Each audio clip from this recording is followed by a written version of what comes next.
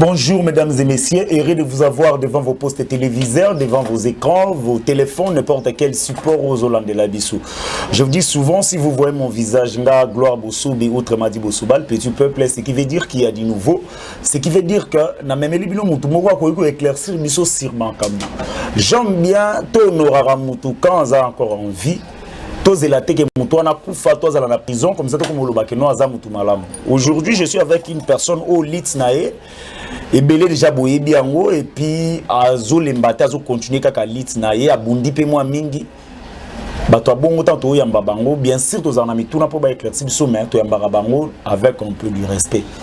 Lui c'est le président Michel Mangala oyoyo azamoko ya baila muka.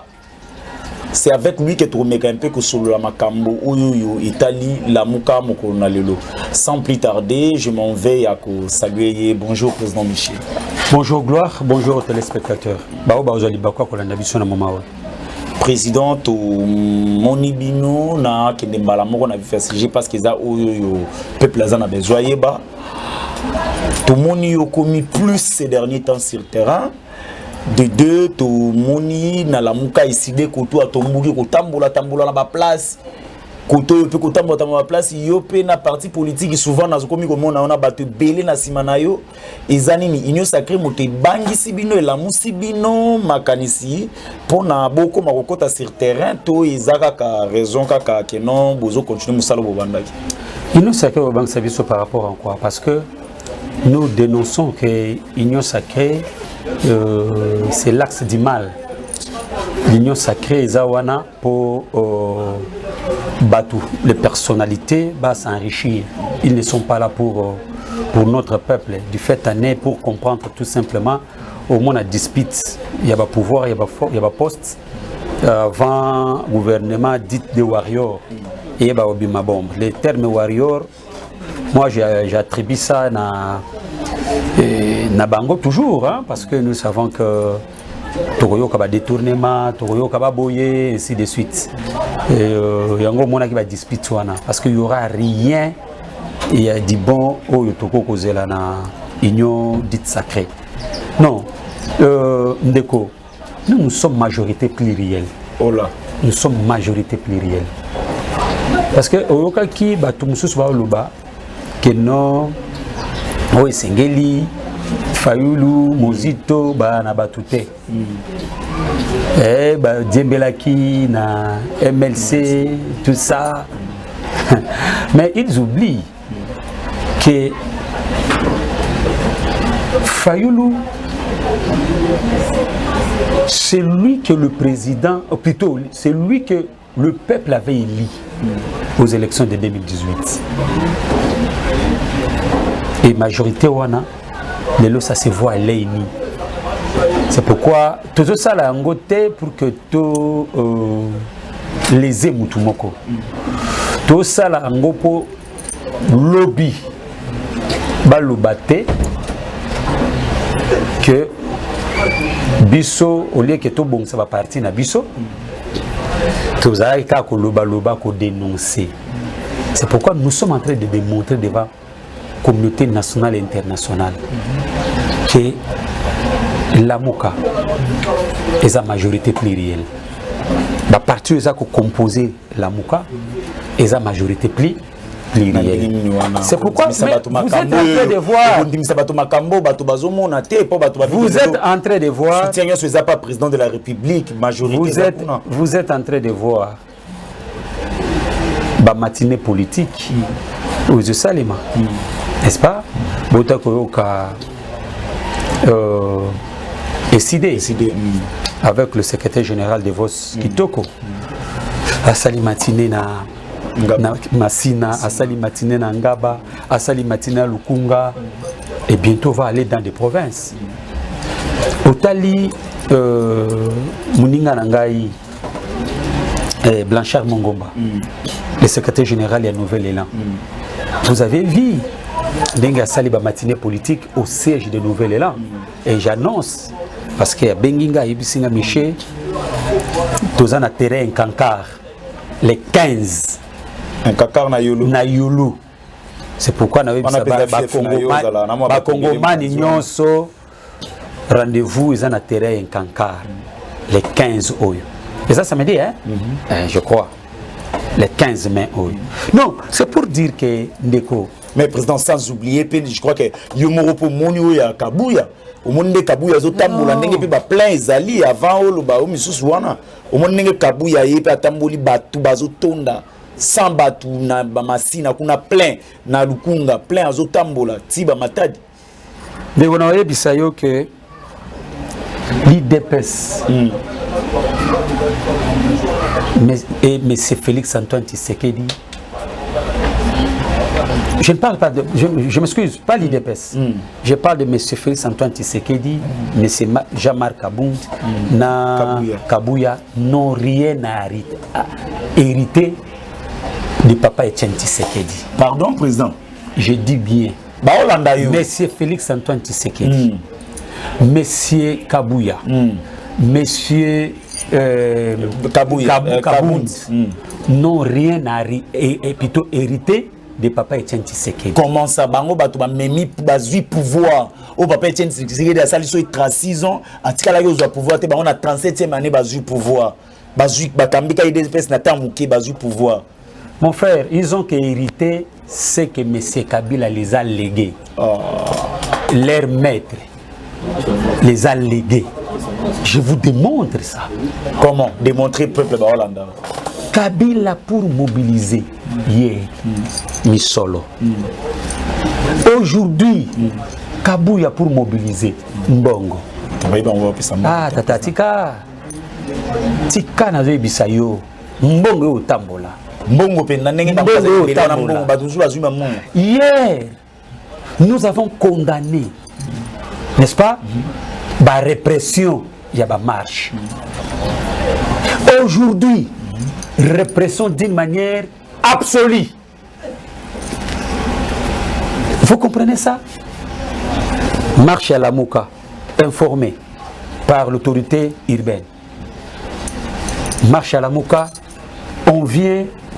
Panzi Batou, vous savez que maman Foma Foutila a fini na terre jaune, hein?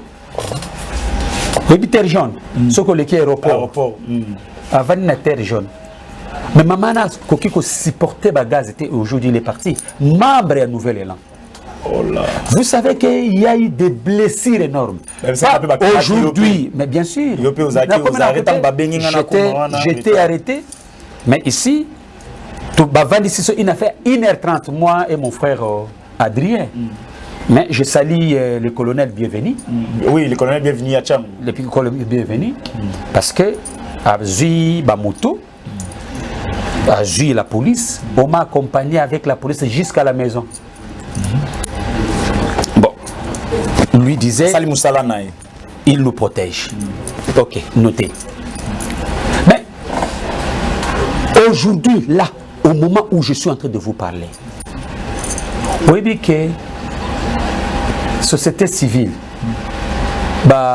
association, comment on les appelle encore, association, consommation, n'est-ce pas, organiser marche pour revendiquer les droits les plus légitimes contre cette histoire de RAM.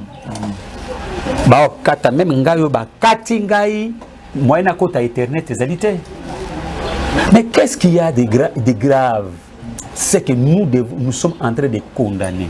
Cette histoire de RAM, ils ont même tina ba MPSA ya bateau pour que ils soient mbongo na kati ya MPSA. Monsieur c'est très dangereux. S'il vous plaît, vraiment malade. S'il vous plaît, oui, oui. Même si va expliquer la manière va expliquer, mais ce n'est pas de cette manière qu'on peut prendre les gens en contrepatte.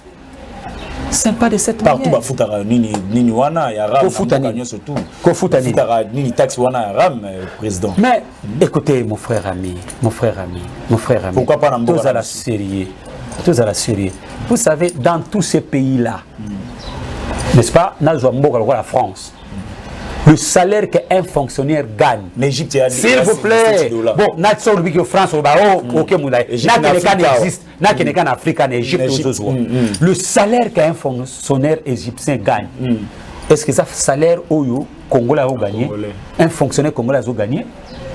Imaginez que le salaire d'un fonctionnaire congolais qui touche moins de 100 000 francs congolais, il faut payer Ndako. À foutre à Ndako. À 100 000.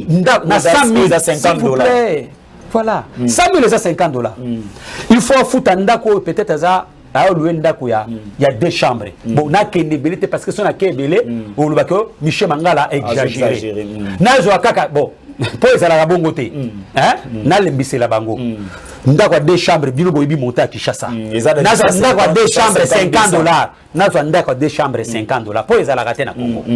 Ndako a 2 chambres 50 $. Un fonctionnaire de l'État a touché 100 000 francs équivalent à 50 $. Bana il faut attendre ça bana kelasi. N'est-ce pas? Il faut que bana balia. Il faut que même soin ya bana. Bon, yo oya ozoye sous ram. O kata peut-être na sima ya communication wana. Arozo peut-être ndekona peut-être akotindela ta moi 50 $, 100 $ pour que sunga famille na ye. Yo zo o kata ye. Pour accorder la communication na ba ndekona été. Est-ce que vous imaginez? On dit la comparaison n'est pas raison. Et nous le battons parce que kuna bazo kataram chez nous ici peut ba kataram d'une manière au biso to mona. Non mon frère, tous allez un peu serrer peto lingambo kana biso. Nous voulons autoboy ba taxe té. Taxe il faut payer. Mais conditions de vie à Batou. Mais nous savons qu'ils sont en train de faire ça pour que ba matissa moi budget qui a décrété réaliser les choses n'a besoin. Bango va que le peuple d'abord. C'est ça le peuple d'abord. Un régime contre le peuple. Un régime qui malmène son peuple. Mais c'est la réalité, c'est vrai. Qu'est-ce que nous pouvons dire? Notre peuple souffre. Mbongo ezalité. Miso les alité. Mais aujourd'hui, regardez comment les gens sont en train de pleurer. Alors, les gens sont dans leurs droits. Ils revendiquent droit légitime. Beaucoup de bango, beaucoup de malmené bango, beaucoup de bêta bango. Vous arrêtez les gens qui revendiquent. Bon, dites-moi, où est la place de l'état des droits dont vous faites allusion? Ce sont des faits que nous sommes en train de vivre.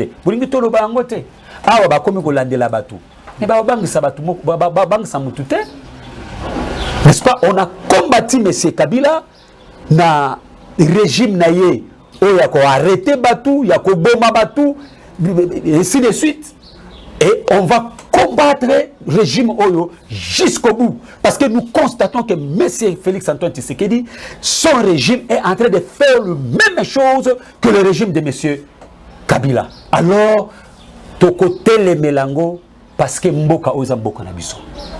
Tu peux accepter l'oligarchie au sommet de l'État. Tu peux accepter la dictature naissante Oyo. C'est là où on condamne Bino Batola Mouka Balobi. C'est qui m'a cambo élection. Bino ana bobimisi peuple na balabala. C'est qui m'a cambo pouvoir na Bino bobimisi peuple na balabala. Mambo arami Bino la Mouka bosalini. Botiki société civile. Non mon cher ami. Bah botiki la société civile. Non mon cher ami. Il n'est action nini Bino bobo organiser. Non mon cher ami. Peut-être la société civile avait anticipé. Mais vous ne savez pas ce que nous sommes en train de préparer. Attendez! Bako qualifier bisoka N. Pour tangu bango babandaki ko finga Kabila, tangu bango babandaki ko lobela Kabila, ezalaki NT. Mais aujourd'hui ils font le même chose de M. Kabila et comme N. Problème ezaté, nzambe ka yemo kwa yebi. Mais nous combattons to bunda bitumba ya mboko pour que to libérer mboko. Papa, nous avons besoin. Il y a combat où le papa Etienne Tshisekedi a tali sabiso. Le changement et cet état de droit voulu par papa Etienne Tshisekedi doit se réaliser dans ce pays et que vous avez décollage, il y a développement, il y a beaucoup de paix, il y a qui met un beau chaos. Mais nous voyons ce que M. Félix-Antoine Tshisekedi et son régime est en train de faire. Ils sont en train d'imiter.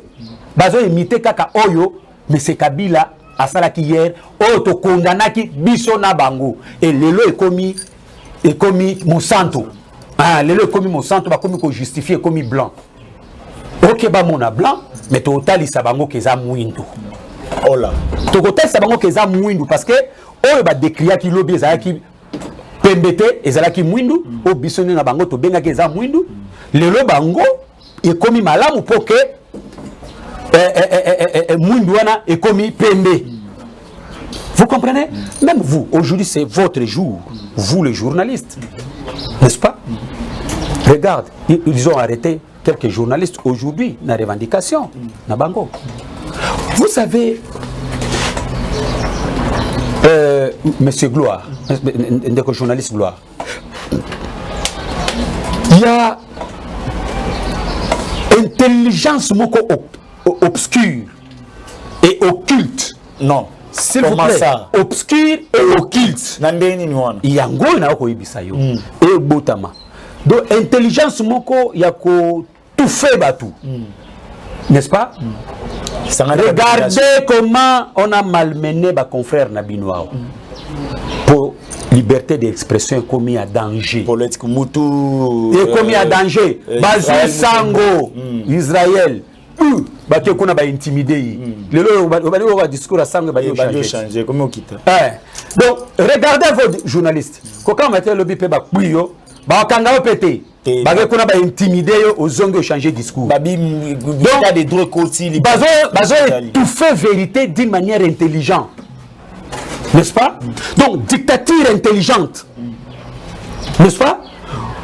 Pour que détecter yango il faut comprendre.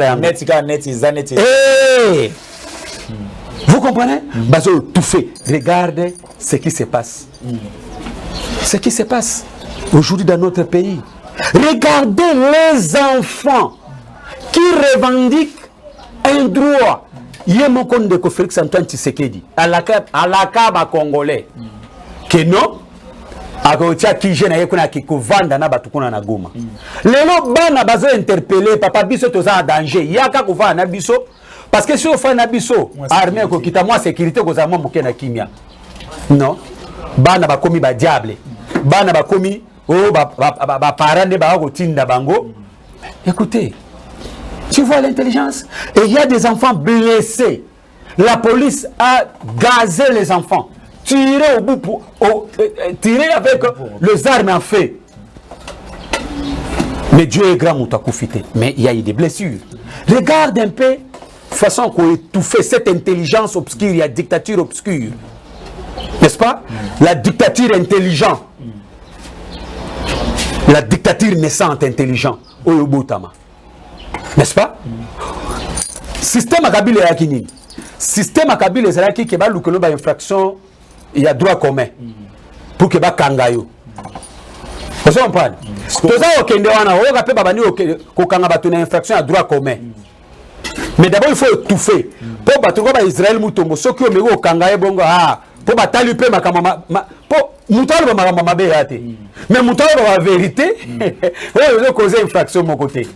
Qu'est-ce qu'il faut faire? Il faut pas intimider. En tout cas, président, il faut pas intimider. Balobi bino na lamuka ene comme na degré que beaucoup mi ko ligne la bateau boule. Oui, n'a expliqué au président. Oui. Noël Tiania lobine makambo wana nenga kimia. Que pour monter postuler l'élection, il faut azala de père et de mère congolais.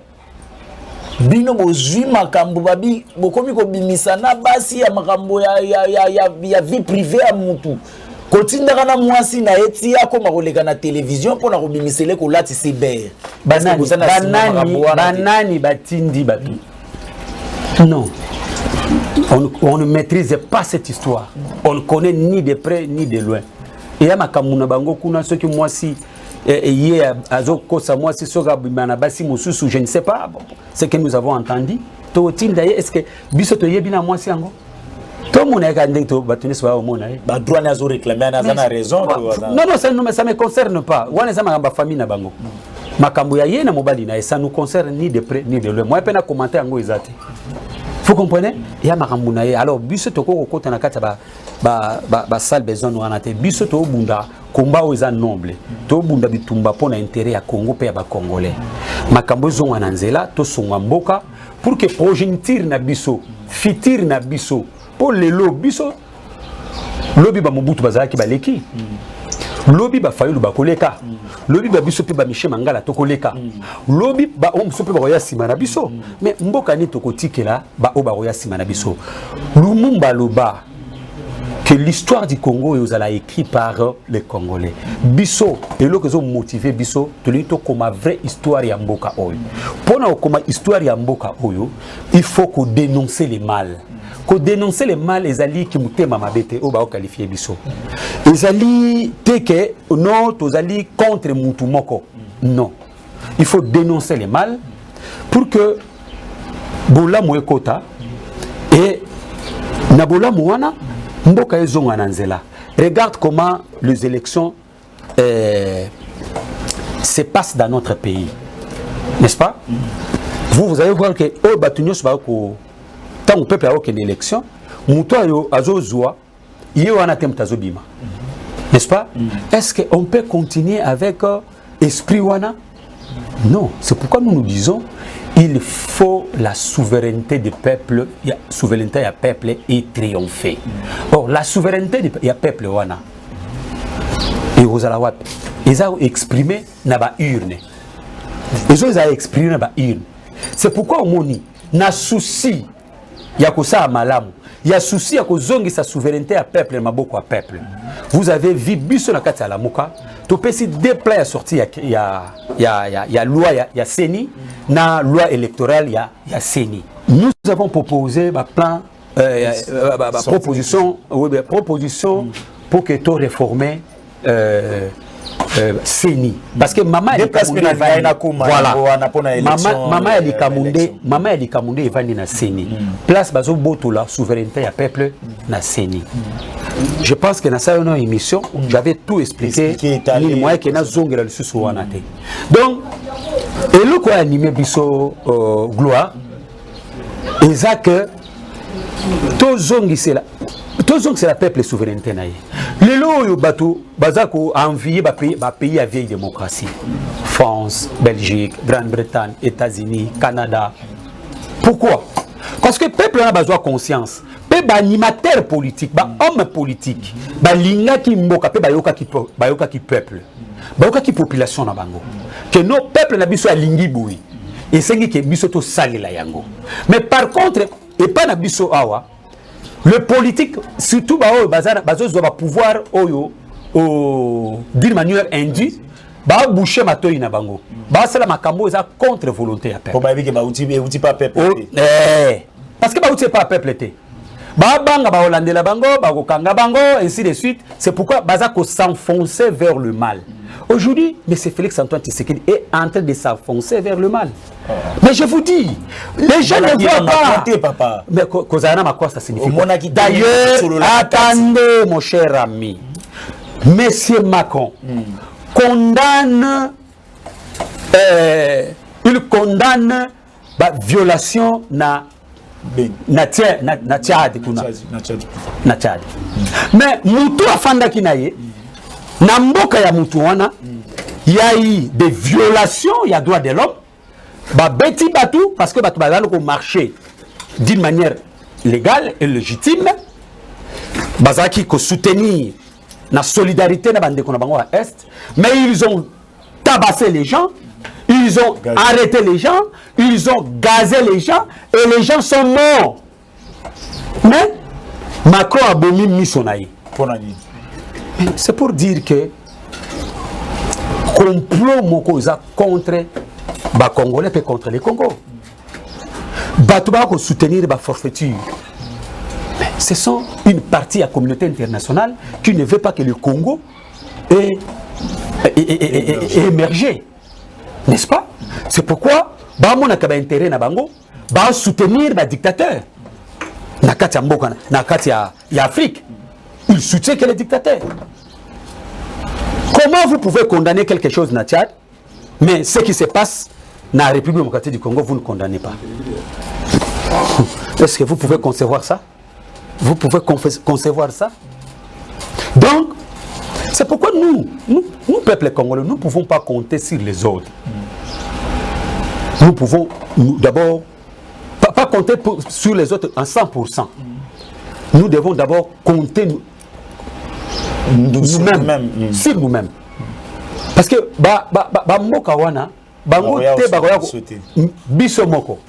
si on ne prend pas conscience, si nous sommes dans des sentiments, le pays ne va pas marcher. C'est pourquoi mon frère ami, nous sommes en train de dire auprès du peuple Nabiso que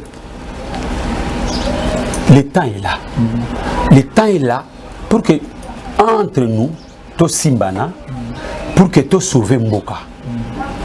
Parce que même bateau il est dirigé par la force. Tu sauver par la projectile, plutôt. Je m'excuse. Parce que je prends l'exemple, paix à son âme, le fait maréchal Mobutu. Il y a beaucoup de dignitaires. Vous savez que Bazo Bambongo est belé, n'est-ce pas? Mais Bambongo a été confisqué par qui? Par ces occidentaux là.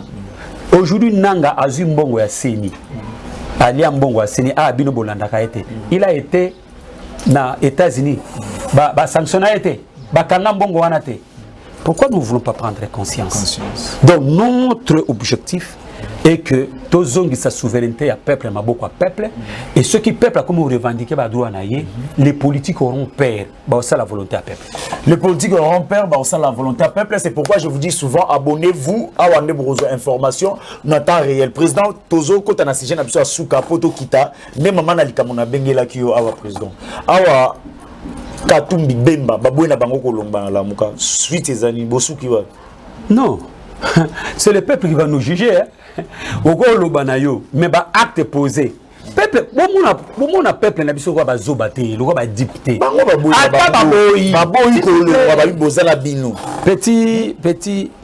Petit, non, gloire. Mais ce bango va Kolongwa. Mais c'est Félix Antoine Tshisekedi est à danger. Danger né. Mais moi je vais dire qu'ils sont à danger.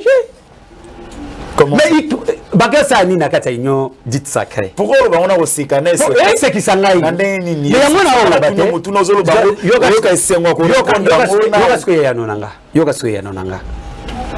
Ceux qui bango bazaka na lamuka. Lamuka ils ont partagé le même objectif na union dite sacrété.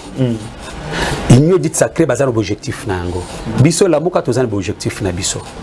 Mais au moment que bango ba osala G bango nde bako entamé destruction il y a union dite sacré parce que bazo partager baza quoi la deux visions vision il y a union il y a lamuka na vision il y a union dite sacré. Donc c'est ça que je suis en train de vous dire batouana bake kuna pona misolo yokana ye bisayo bake kuna pona mbongo soyi bazui mbongo bakobalukela mese Chilombo yo wala kite déjà de guerre bima kite déjà Kabuya alobi bilan bako partager na Bemba na Katumbi kuna Katumbi alobi te bilan ozalaka ya Chilombo. Mais c'est dangereux. Mais c'est dangereux. En quoi maintenant, en quoi maintenant, mais c'est Chilombo Akabwana entre guillemets, Akabwana Kabila. Parce que bazo faire croire biso.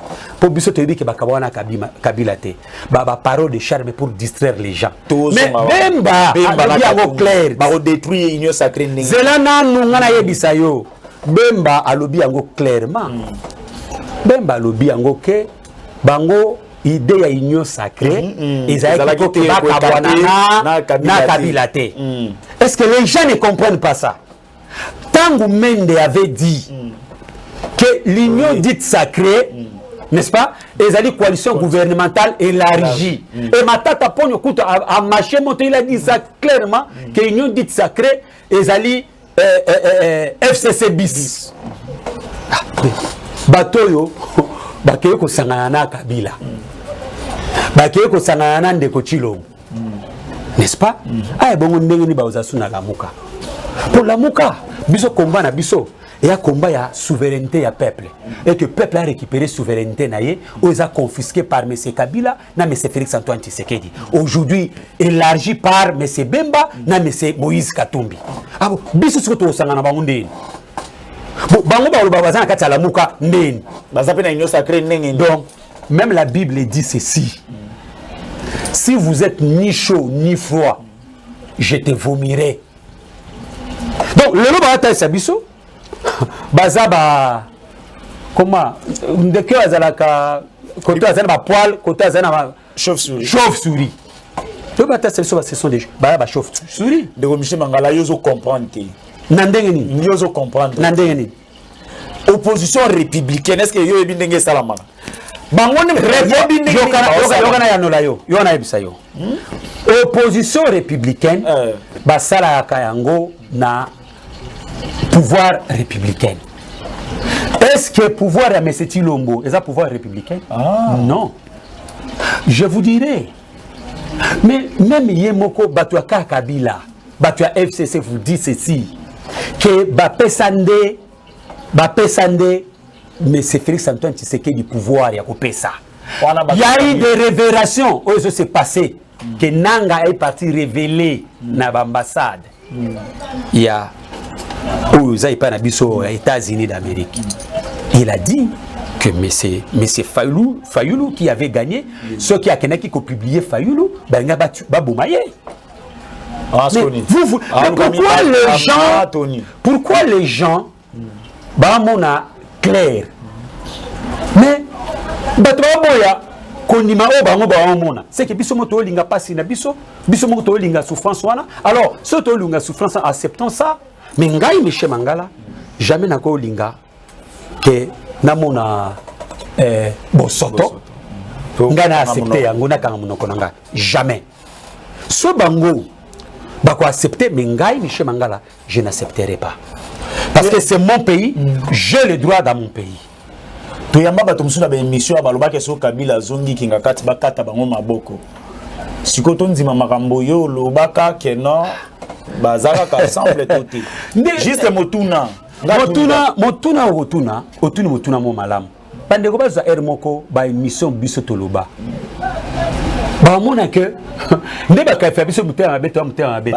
Tozande bato yo toza déjà toza avisé. To mona musika. O bato muso ba mona eloko eza liboso nanga awa liboso nanga. Mais ngana mona eloko ya liboso na mona sima ya mi. Les analyses nazo salango par rapport ya o eza na sima. Vous comprenez? Bakabuya batalisa biso awa. Oh akimi aki exil. Mais biso toloba ngo. Ke aki exil te, mais c'est Tilombo na mais c'est Kabila ba mutu moko. Kabila ozonga wa. Ta ozonga na genga kati. Sauvons notre pays. Nous avons constaté chantre il y a mauvais gouvernement. Mauvais gouvernement. Chantre il y a état de droit hier. Chantre il y a insécurité hier. Chantre il y a il y a insécurité. Il y a lobby, les lots, bah comme qu'on applaudir l'insécurité, bah comme qu'on justifier la malgouvernance, bah comme qu'on justifier l'insécurité, bah comme qu'on justifier tout ce que nous avons connu. Mais nous sommes où? C'est pourquoi nous lançons l'appel auprès de notre peuple qu'il revienne, bah zonge la conscience. Exacte que tu yini mutu, tu yini mutu te. Tu as bisognon sur ma congolais, n'est-ce pas? Bateau bazoka pouvoir pour que ba répondre à ba besoin primaire ya peuple. Mais le temps qu'il est déjà 3 ans, n'est-ce pas? Peuple nabiso a uni sur tous les plans. Il y a vie, il y a un état. Sécuritaire, économique, social, tout. Dites-moi mon cher, bisika nini oyo, moi malamu yali. Bon, c'est la gratuité de l'enseignement. allez poser la question auprès des enseignants, ils auraient enseigné, bah oh là. S'il vous plaît. S'il vous plaît. Mais écoutez, bon bakangiye pour na makambo d'enseignement, non. Bakangiye pour na blanchiment ya mbongo. Tant que le baki awa que me gouvernement yi lonkamba yo salelo moté. Ezala pour que bato balia bato nsa misolo na mabenga na bango. Babenga ki biso mutema mabe. Ya sama ye ko ça. Ezali même type ya prototype ya gouvernement. Est-ce que zo ya kutuzala ko yoka ba détournement de ko ya lisusu. Wapi ya koleka oyo ya monsieur. Na ndenge bazokanga makanga mao. Na ndenge ba ministre ba okanga mao ka baninyo. Na kangami. Wili ba konga yo. Wili ba konga kangami pona blanchiment. Ba misu ba nga ba kimezo zela nano. Wili ba konga kangami pona blanchiment. Wili ba konga kangami pona makambo ya gratuité de la. Ba chef akoti mambo nyo surtout na ba ministère nyo surtout do yozo mona ngoto zo. Mais tant que biso bino même système. Kabila lobby arrêté par ANER. N'est-ce pas? Aujourd'hui, M. Félix Antoine Tshisekedi est en train d'intimider des gens na IGF. Bon, yo sanga bateau nyo se IGF à Funda à Landela. Mi solo bonye zonga na caisse ya l'État. Ya matata ponu elinge banda kala mingi te. Ya Bukanga Lonzo. Nous, il faut éviter les opérations de charme. Affaire il y a 100 jours. Hein? Affaire il y a 100 jours. Au Bakanga Vital Kamerhe. Mbongo boni ezonga na libenga ya caisse ya l'État. Les opérations de charme. Awa ceux qui 18 millions. Il y a Moutoumoko ministre Moba nommé. Il y a rétro commission. Il y a Makambo à pétrole.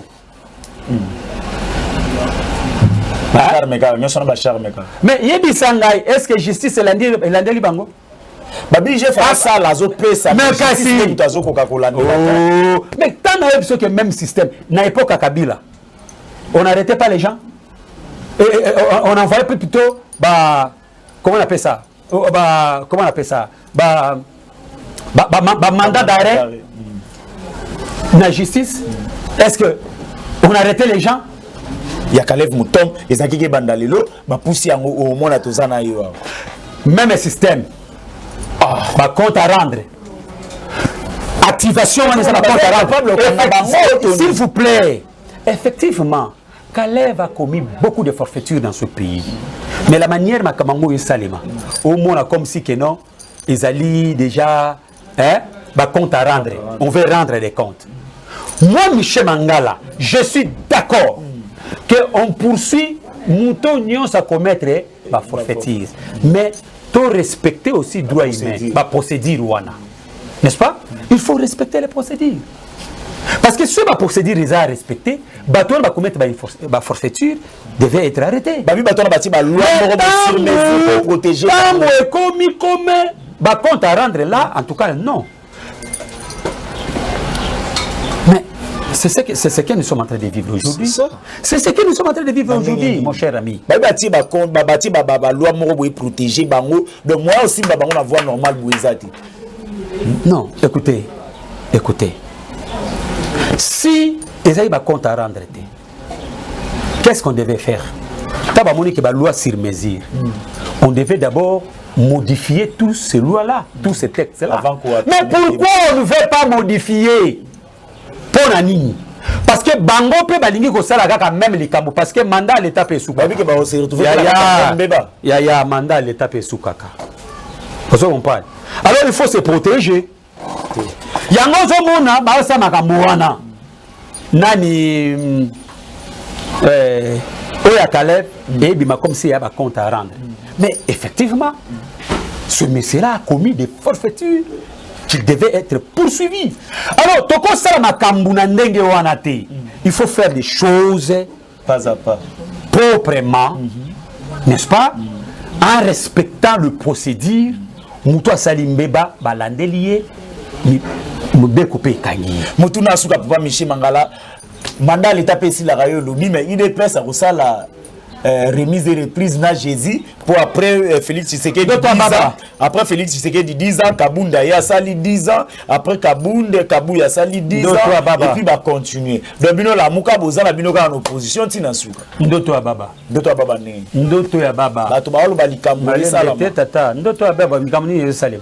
Oui, comme ni bango balobi en. Bazali une opposition balobaki balobi le peuple d'abord. Et là ni le peuple d'abord et Salemi. Ndoto ababa. Bazana kati a même logique que monsieur Kabila. Monsieur Kabila bazali na régime il y avait les tout puissants. Régime on est suki wapi. Baembe la fait maréchal Mobutu 100 ans tumutombele. 100 ans ngo akokisa yango. Ndoto abamba qu'il cesse à rêver. Babato de pêche. Mboka oyo eza biso nyonso. Hein? Eza ba congolais nyonso. Toza dans un état, toza na royaume té. Et c'est bango ba yeba. Hein? Nous sommes dans un tozali na kata république. Bango kande il pèse ba continue. Mais nazo biso que toza na kata 10 ans. Ndeko tuna mituna tika na pesa de ya té. Toza na kata république. La république est au royaume té. So bango ba kanisi eza na kata royaume. Royaume 10e mairie, il se trompe. N'est-ce pas? Togoye bisabango peke la République Faden Houz. Et répondre bango pe pouvoir ya peuple. Et vous avez maboko ya peuple, souveraineté ya peuple et vous avez maboko ya peuple. So bango bakanisi bazana royaume 10e mairie, togoye bisabango ke biso tozana République Faden House. N'est-ce pas? Pouvoir ya peuple et uzunga na maboko ya peuple. Souveraineté ya peuple et uzunga na maboko ya peuple. Faut que ça Félix merci hein. En quoi? Na maboko bazuma opposant bazate président. En quoi? Mais c'est Félix Tshisekedi, c'est un compatriote. Nous avons beaucoup de respect, beaucoup d'estime. Mais nous déplorons une chose. La manière où il y a à pouvoir. En tout cas, manière à pouvoir et Zali peuple était mutaina au PSAE. Non non. Et quoi ça non légal parce que la Cour constitutionnelle a confirmé. Mais la légitimité. Parce que tu es comment Makamangou et ça na la Cour constitutionnelle. Vous le savez. Vous le savez. Eza cacheté. Débat cacheté. Et débat on le caté, débat on ça la que kangambo kamboka évolué té. Ezande yango. Ngala ninde kumoko. Tala souveraineté ya peuple ya clé boa. Qui est éleki bobo ça na lo ni bowe là. Ezali NT, ezali même la constitution. Bobo ça na lo ni bowe. Papa, yo na ebisa yo. Même la constitution mboka na biso. Hein? Mais c'est gloire. Et reconnaître que nous avons un problème, il y a légitimité. Il y a une institution, il y a un animateur na yango. Tout le monde a ça. Mais non, c'est yo. Babi to les cas déjà. Non non. Bino to avancer, nous besoin de se soka na sima ndenge ni mamba. D'accord. Avancement en quoi? Tu as dit que tu as avancé. Ndeko petit peuple. Ndeko petit peuple. Yebisanga tu as avancé. Tu as avancé en quoi? Tu as avancé en quoi? Nous avançons d'un pas, nous reculons de 100 pas. Kabila Tika 126 groupes armés à Est. Aujourd'hui, tu as 185 groupes armés à Est. N'est-ce pas?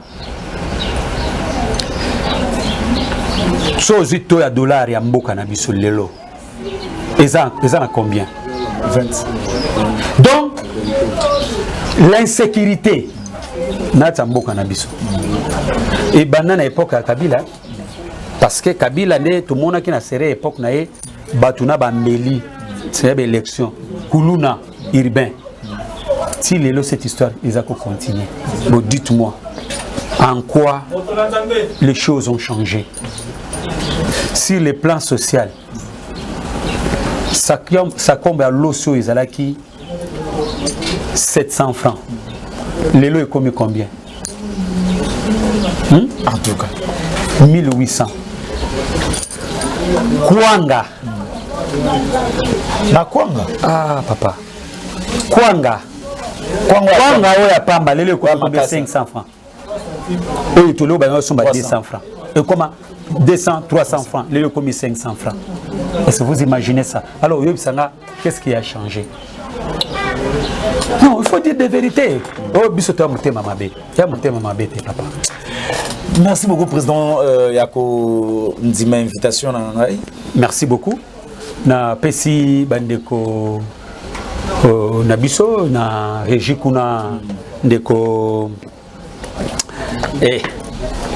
ndeko comment ça okima Derrick na pesi mbote na pesi ndeko Kakolongo nani président Médard Lukaye na oyamba comme sous voilà ce ko yambi za malam saluer et surtout ba Kongomani.